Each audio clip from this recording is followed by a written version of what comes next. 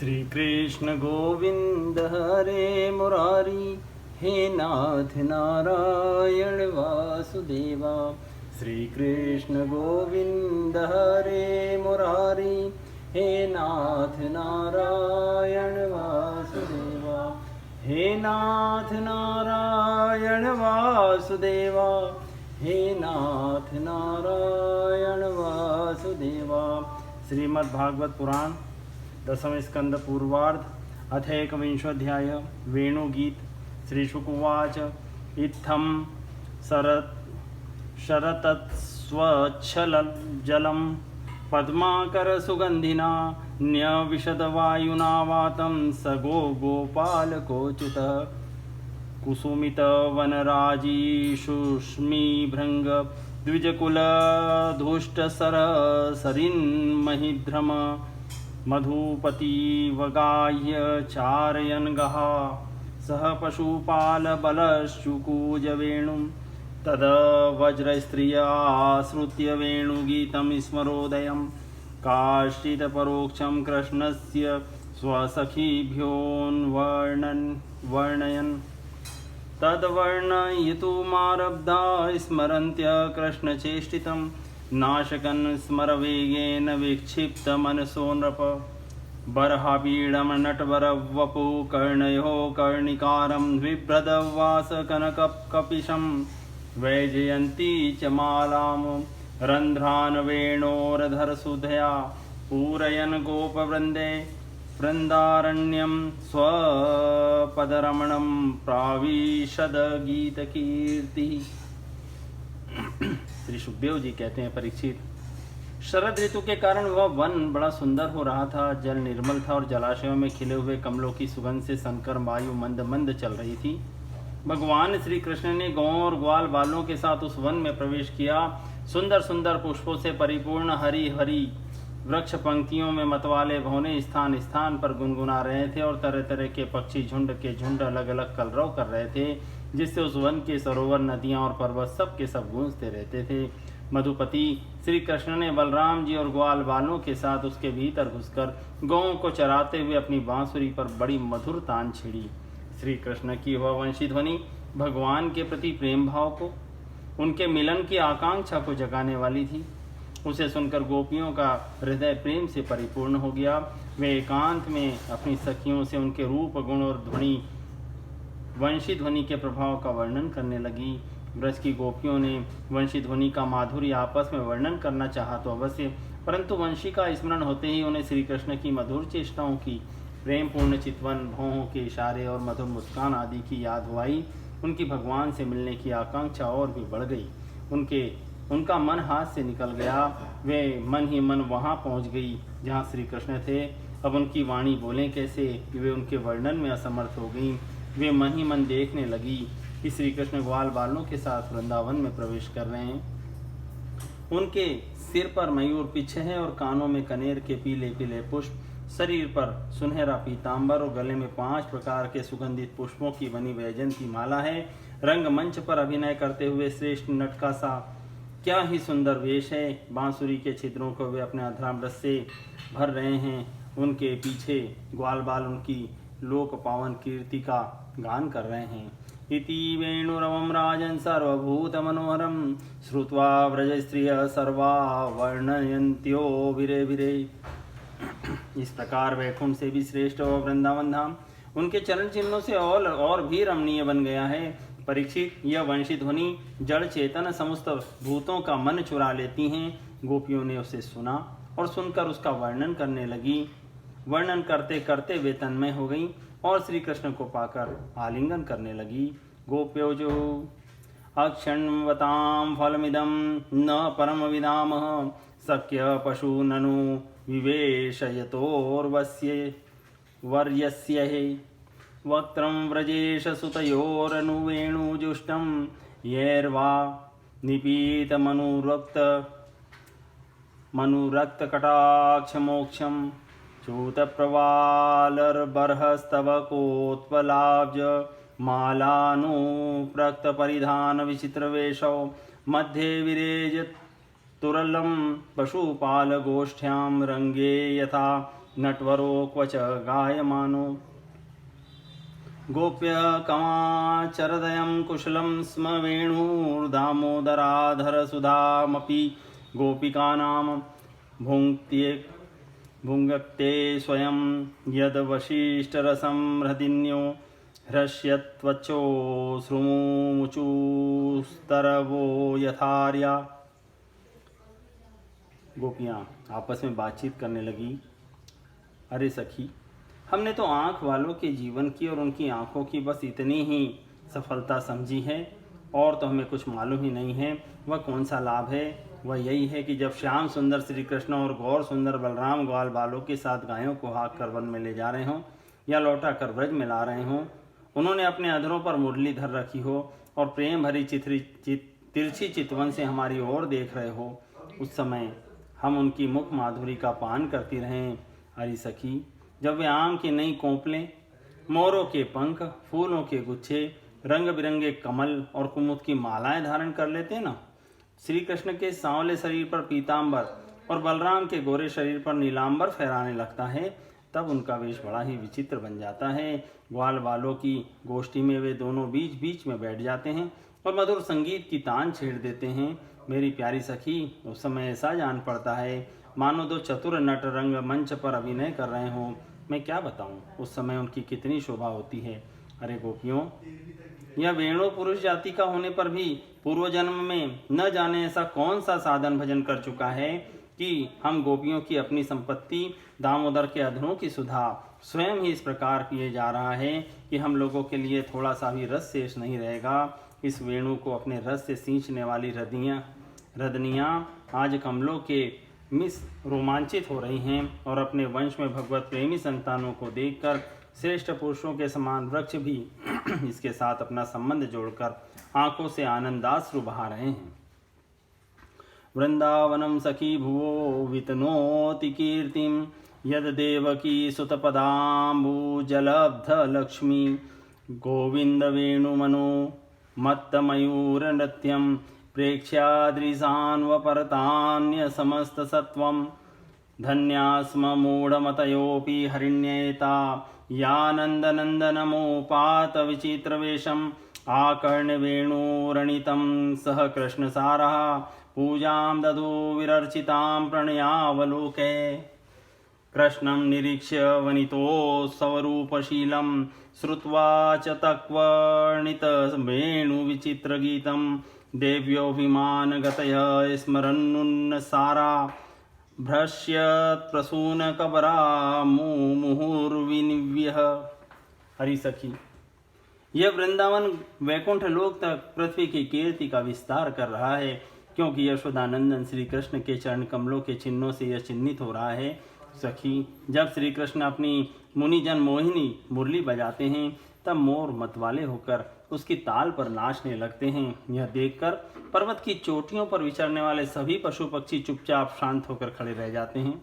अरे सखी, जब प्राण वल्लभ श्री कृष्ण विचित्र वेश धारण करके बांसुरी बजाते हैं, तब मूढ़ बुद्धि वाली हरिणियां भी वंशी की तान सुनकर अपने पति कृष्ण सार मृगों के साथ नंदनंदन के पास चली आती हैं और अपनी प्रेम भरी बड़ी बड़ी आंखों से उन्हें निरखने लगती हैं। निरखती क्या है? अपनी कमल के समान बड़ी बड़ी आंखें श्री कृष्ण के चरणों पर निछावर कर देती हैं और श्री कृष्ण की प्रेम भरी चितवन के द्वारा किया हुआ अपना सत्कार स्वीकार करती हैं।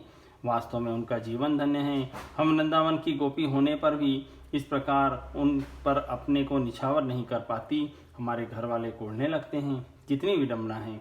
अरे सखी, हरिणियों की तो बात ही क्या है। स्वर्ग की देवियां जब युवतियों को आनंदित करने वाले सौंदर्य और शील के खजाने श्री कृष्ण को देखती हैं, तो बांसुरी पर उनके द्वारा गाया हुआ मधुर संगीत सुनती हैं, तब उनके चित्र विचित्र आलाप सुनकर वे अपने विमान पर ये सुध बुध खो बैठती हैं, मूर्छित हो जाती हैं। यह कैसे मालूम हुआ सखी? सुनो तो। जब उनके हृदय में श्री कृष्ण से मिलने की तीव्र आकांक्षा जग जाती है, तब वे अपना धीरज खो बैठती हैं, बेहोश हो जाती हैं। उन्हें इस बात का भी पता नहीं चलता कि उनकी चोटियों में गुथे हुए फूल पृथ्वी पर गिर रहे हैं। यहाँ तक कि उन्हें अपनी साड़ी का भी पता नहीं रहता कि वह कमर से खिसक कर जमीन पर गिर जाती हैं। गावश्य कृष्ण मुख निर्गत वेणुगीत पीयूषमुत्तबित कर्णपुटे पिबन्त्यः श्रावास्निग्धमधुरं स्नूस्तनपय कवला स्मतस्थु गोविंदमात्मनिदृशा श्रुकला स्पर्शन्तः। अरे सखी, तुम देवियों की बात क्या कर रही हो? इन गौओं को नहीं देखती? जब हमारे कृष्ण प्यारे अपने मुख से बांसुरी में स्वर भरते हैं और गौएं उनका मधुर संगीत सुनती हैं, तब ये अपने दोनों कानों के दोने संभाल लेती हैं, खड़े कर लेती हैं और मानो उनसे अमृत पी रही हों। इस प्रकार उस संगीत का रस लेने लगती है। ऐसा क्यों होता है सखी? अपने नेत्रों के द्वार से श्याम सुंदर को हृदय में ले जाकर वे उन्हें वहीं विराजमान कर देती हैं और मन ही मन उनका आलिंगन करती है। देखती नहीं हो, उनके नेत्रों से आनंद के आंसू छलकने लगते हैं और उनके बछड़े बछड़ों की तो दशा ही निराली हो जाती है। यद्यपि गायों के थनों से दूध अपने आप झरते रहता है, जब वे दूध पीते पीते अचानक ही वंशी ध्वनि सुनते हैं, तब मुंह में लिया हुआ दूध का घूंट न उगल पाते हैं और न निगल पाते हैं। उनके हृदय में भी होता है भगवान का संस्पर्श और नेत्रों में छलकते होते हैं आनंद के आंसू। विजयों के त्यों ठिठके रह जाते हैं। प्रायोवताम वेगा मुनयो वनेस्मिन् कृष्णेक्षितं तदुदितं कलवेणुगीतम् आरुह्य ये द्रुमभुजान् रुचिरप्रवालान् स्रवन्त्यमीलितदृशो विगतान्यवाचः। अरे सखी, गौएं और बछड़े तो हमारी घर की वस्तु हैं, उनकी बात तो जाने ही दो। वृंदावन के पक्षियों को तुम नहीं देखती हो? उन्हें तो पक्षी कहना ही भूल है। सच पूछो तो उनमें से अधिकांश बड़े बड़े ऋषि मुनि हैं। वे वृंदावन के सुंदर सुंदर वृक्षों की नई और मनोहर कोपलों वाली डालियों पर चुपचाप बैठ जाते हैं और आंखें बंद नहीं करते। निर्निमेष नयनों से श्री कृष्ण की रूप माधुरी तथा प्यार भरी चितवन देख देख कर निहाल होते रहते हैं तथा कानों से अन्य प्रकार के शब्दों को छोड़कर केवल उन्हीं की मोहनी वाणी और वंशी का त्रिभुवन मोहन संगीत सुनते रहते हैं। मेरी प्यारी सखी, उनका जीवन कितना धन्य है। नद्यस्तदा तदुपधार्य मुकुंद गीत मावर्त लक्षित मनोभव भग्न वेगः। अरे सखी, देवता गौओं और पक्षियों की बात क्यों करती हो? वे तो चेतन हैं। इन्हें जड़ नदियों को नहीं देखती। इनमें जो भंवर देख रहे हैं, उनसे इनके हृदय में श्याम सुंदर के मिलने की तीव्र आकांक्षा का पता चलता है। उसके वेग से ही तो इनका प्रभाव रुक गया है।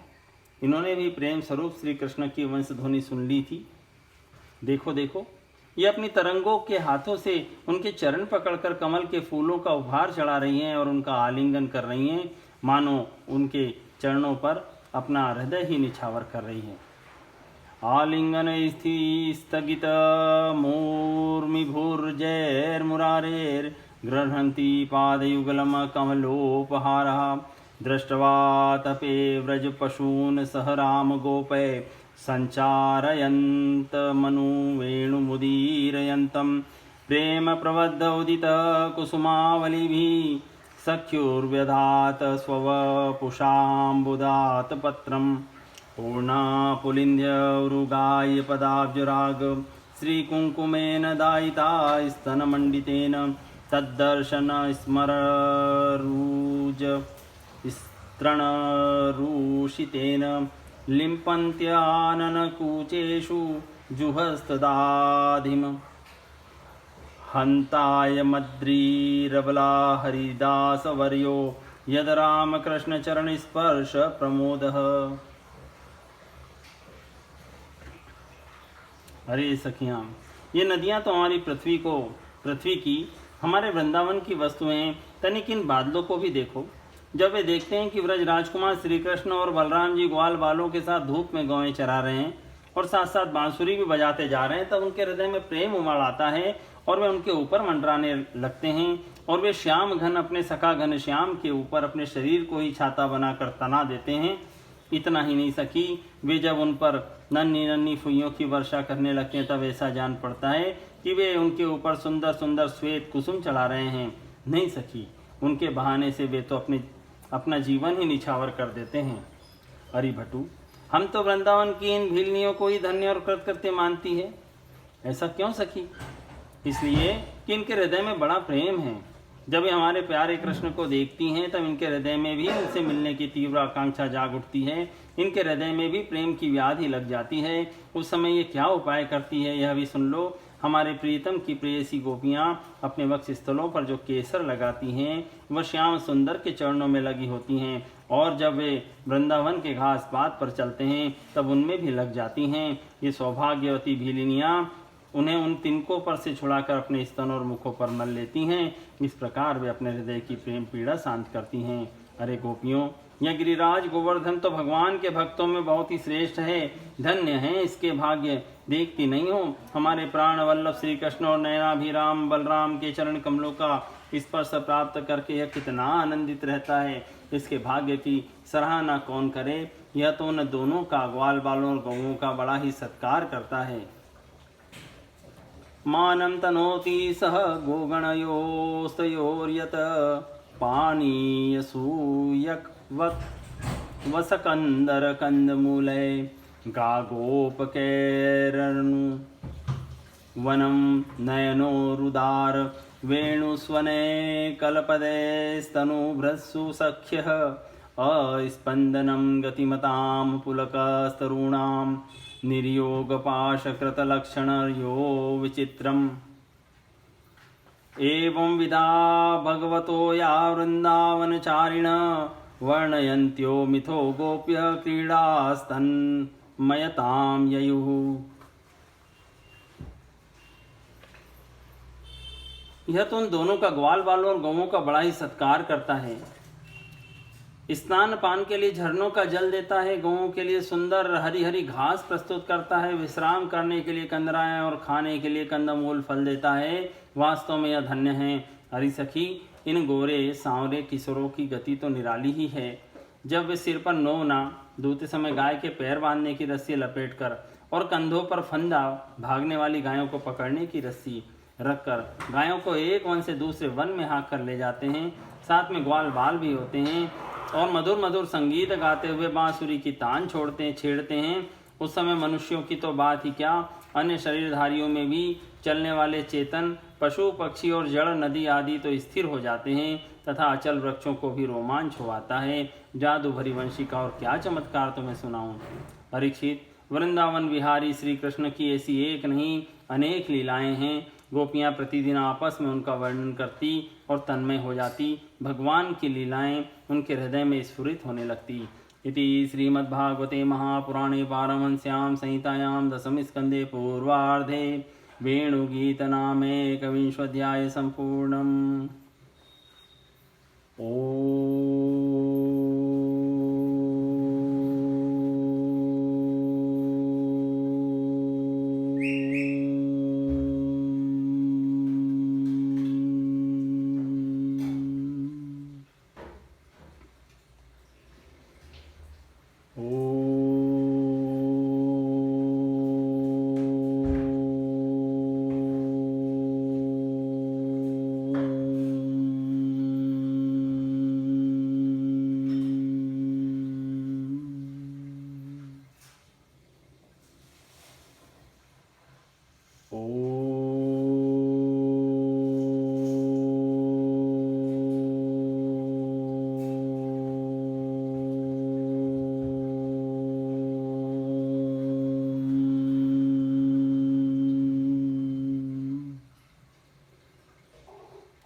कृष्ण गोविंद हरे मुरारी, हे नाथ नारायण वासुदेव।